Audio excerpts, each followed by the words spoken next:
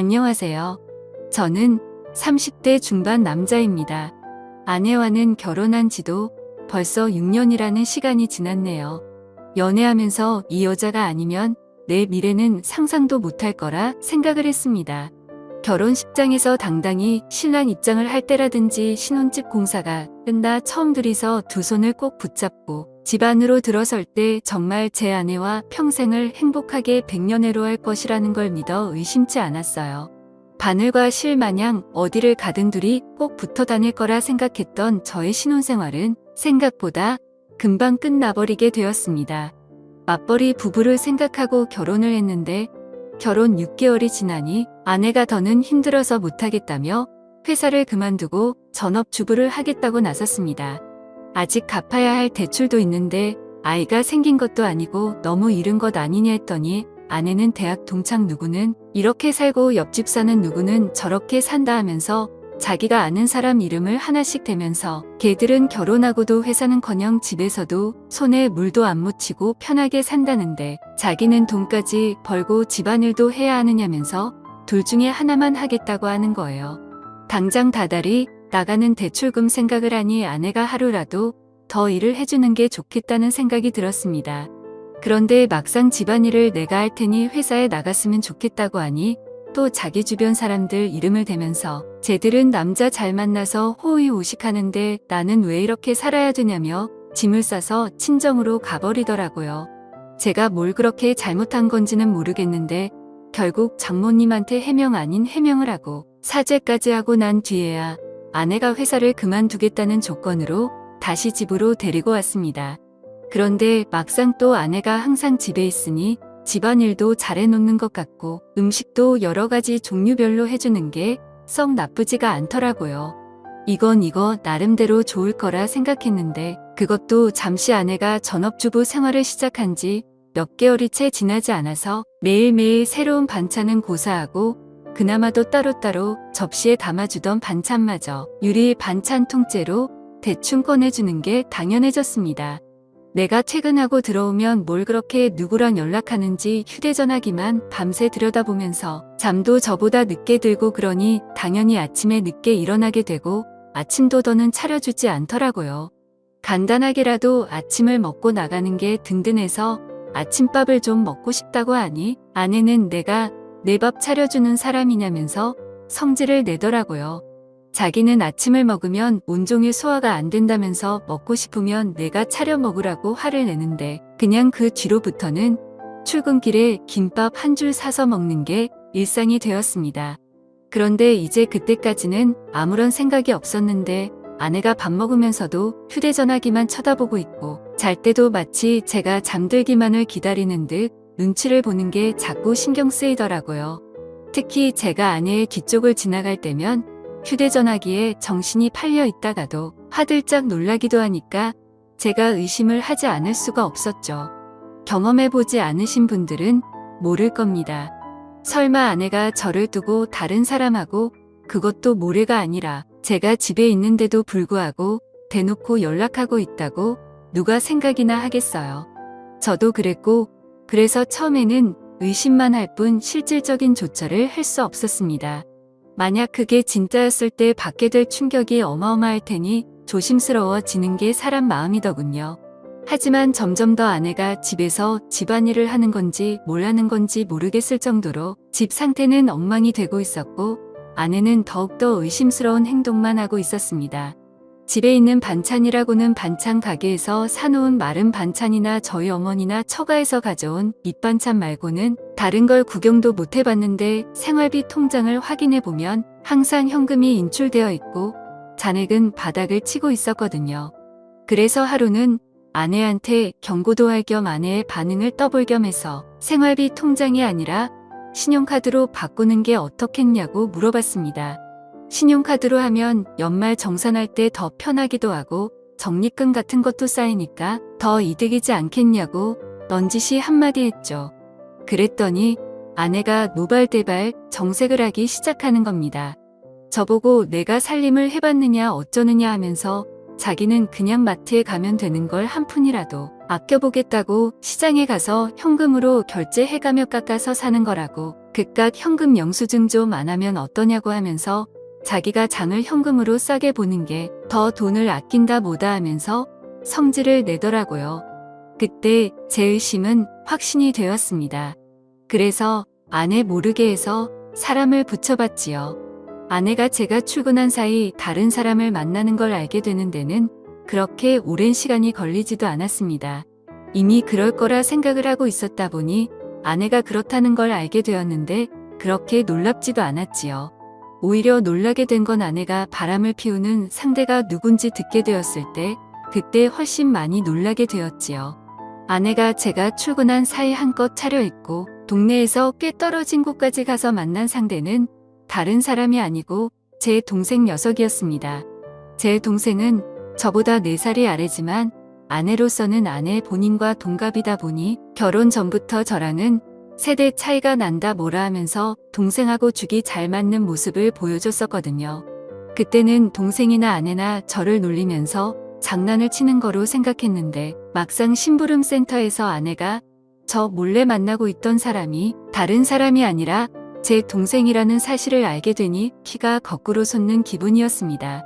그런데 심부름 센터 직원이 덧붙이기를 둘이서 항상 카페에서 만나 1시간 정도 대화를 나누다가 그 다음으로 향하는 곳은 언제나 제 동생이 혼자서 사는 자취방이라는 겁니다. 말인즉슨 두 사람은 마치 누군가가 자기들을 알아보지는 않을까 눈치채고 있는 것처럼 매일같이 밖에서 만나기는 하지만 그 어떤 행각도 부리지 않고 카페에서는 조용히 대화만 나눈다고 하는 거죠. 사람이 집 앞까지 도착하면 마음이 풀리기 마련인데도 두 사람은 그 흔한 손 한번 잡지 않는다고 하더군요. 그래서 아내가 매일같이 제 동생과 미래를 즐기고 있는 것은 사실이지만 그렇다고 해서 카페에서 매일같이 만나고 있는 것과 동생 집에 들어가는 걸 가지고 증거라고 들이밀기에는 조금 부족한 감이 있다고 하더군요. 제일 좋은 건 블랙박스가 되었든 집에서 녹음하던지 간에 어떻게든 두 사람이 저를 속이고 그러고 있다는 걸 입증할 만한 증거가 필요하다는 겁니다. 아니면 두 사람의 현장을 제가 덮치던가 하는 식으로 말이죠. 그러니까 이 심부름센터 사람도 이런 쪽 일이나 이런 경우는 굉장히 빠삭한 편인 베테랑이었거든요. 여태까지 짬으로 보기에 분명히 이 상황은 제 동생과 아내가 반드시 무언가 있을 거라는 확신이 있는데 괜히 헛다리 짚었다가 자기한테 피해가 갈 수도 있으니까 한 발을 빼는 것처럼 보였습니다. 그리고 나서는 3주를 따라 붙었는데 저렇게 매일같이 만나면서도 아무런 흔적을 남기지 않을 수는 없다고. 거기서부터는 저도 같이 협조해서 잡아내든지 아니면 자기들은 발을 빼겠다고 하더군요. 제가 여태까지 들어간 돈이 얼만데 현장 증거를 나보고 잡으라는 거냐고 따지니 이만 여기까지 하겠다는 겁니다. 이후의 일은 제가 알아서 하라고요. 어디에 돌팔이 같은 놈들한테 엮인 기분도 들고 괜히 다른 센터를 찾아봐야 그 정도로 암수를 피우는 거라면 아무것도 못 잡아낼 수도 있겠구나 하는 생각에 저도 더는 시간 낭비를 하지 않기로 했습니다. 그냥 제가 현장을 직접 덮쳐버리는 게 낫겠다 싶었어요. 회사에 월차를 내고 렌터카를 하나 빌려서 동생이 사는 자취방 앞에 대기하고 있었습니다. 아내는 제가 출근한 줄로만 알고 있을 테니 매일같이 만나고 있다고 하는데 당연히 그날도 둘이 똑같은 패턴으로 카페에서 둘이 만나서 동생 집에 도착을 하겠다는 계산이 서 있었습니다. 차 안에서 숨죽여서 기다리고 있었지만 그 시간이 평소와는 다르게 엄청나게 천천히 가더군요. 이 무더위 속인데도 모자도 뒤집어 쓰고 최대한 안 보이게 동여매고 있으니 거기에 차 시동도 걸어놓지 못하는 상태다 보니 정말 죽을 맛이었습니다. 그런데도 심장은 엄청나게 빠르게 뛰고 정말 그 차 안에서 무슨 생각을 했는지 기억도 안 날 정도로 오만 가지 생각이 오고 갔습니다. 아니나 다를까 거의 매일같이 똑같은 패턴으로 행동한다는 말과 똑같이 두 사람이 시야에 들어오더군요. 사진으로 보는 것보다 실제로 보니 정말 치가 떨려서 그 자리에서 문을 박차고 나가 두 사람한테 욕한 바가지를 쏟아붓고 싶었지만 현장을 덮치기 위해 속으로 참을 인자를 새기면서 겨우겨우 참아냈습니다.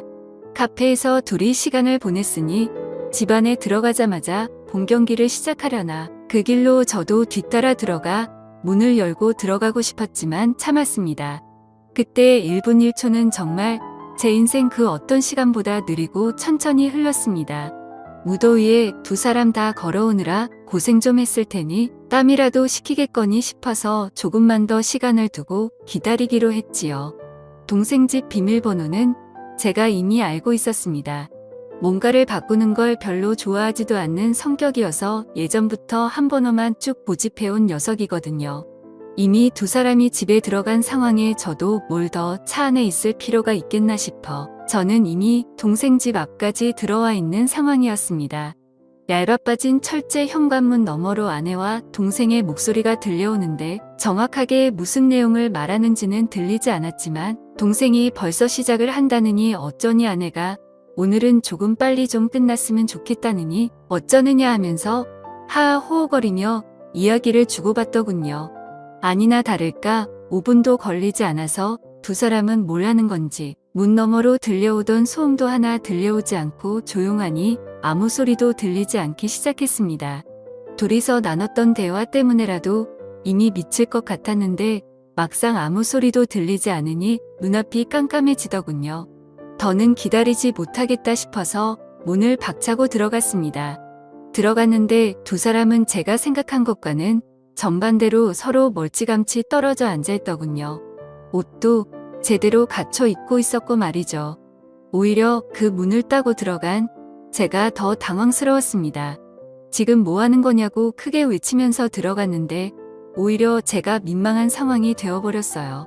아내는 집에서 재택근무 형식으로 일할 수 있게 인터넷 사업을 구상 중이었고 그 과정에서 컴퓨터에 능숙한 제 동생에게 도움을 받고자 그동안 동생을 만나왔던 겁니다. 오히려 제가 동생과 아내에게 몹쓸 짓을 하고만 상황이 되어버렸죠. 손이 발이 되도록 싹싹 빌어야 했습니다. 아무리 의심할 게 없어도 그렇지 어떻게 동생과 아내를 그런 사이로 의심할 수 있느냐고 동생에게 한 소리 아내에게 한 소리 듣고 나서 나아가서는 어머니에게 한 소리 또 듣고 장모님한테는 아주 가루가 되도록 욕을 얻어먹었습니다. 졸지에 저는 아내랑 친동생 사이를 의심하는 의심병 환자가 되어버렸죠. 그 이유도 후유증이 엄청나서 아내와는 서로 말도 하지 않고 지내게 되었습니다. 그렇게 되니 너무 억울하더라고요. 그래서 아내의 뒤를 캘 때 고용했던 심부름센터 직원을 만나서 따졌습니다. 어떻게 자기는 아무 잘못 없다 잡아떼고 면피를 하려고 할 줄 알았는데 심부름센터 직원이 돈은 다 환급해준다고 하면서도 자기는 억울하다고 하는 겁니다.